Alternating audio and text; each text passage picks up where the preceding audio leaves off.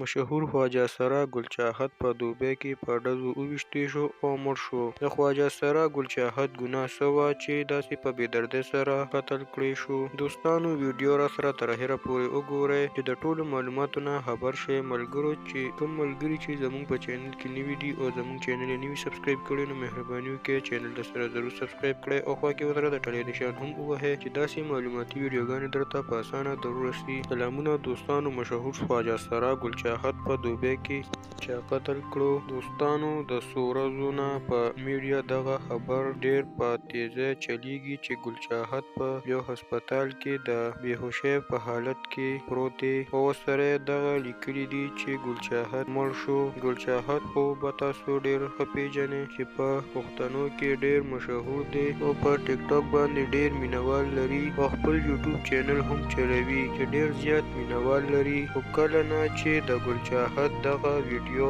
په میډیا باندې وایرل شوی نو د ډیر پښتنو مینوالو پرې خفه شوي دي او د خفګان اظهار یې کړی دی. خو دوستانو موږ چې کله هم له دغې ویډیو پوره معلومات وکړو معلومه شوه چې دغه ویډیو یو کال مخکینی ده او نن سبا هغه په دوبۍ کې د نوي کال دپاره شوګانې کوي چې څو ویډیوګانې یې هم په یوټیوب باندې راغلي دي چې د جهانګیر خان سره په سټیج ډانسونه کوي او لا اوس هم دوبۍ کې دی. او دا یو زړه ویډیو وه چې اوس دغه ویډیو په میډیا ډیر زیات وایرل شوې ده نو دغه یو افوا وه. نو دوستانو ګل چاحت په دوبۍ کې دا نه چا ویشتلې ده او نه په کار اکسیډنټ کې مړ شوی دی، بالکل روغ او جوړ دی. دوستانو دغه یو نوي معلومات و چې درسره مو شریک و. ویډیو مو خوښه شوې وي نو لایک او شیر یې کړئ، چینل له سره ضرور سبسکرایب کړئ. مننه کوم چې ویډیو مو راسره تر اخره پورې وکتله او د بلې ویډیو پورې د لوی الله په امان.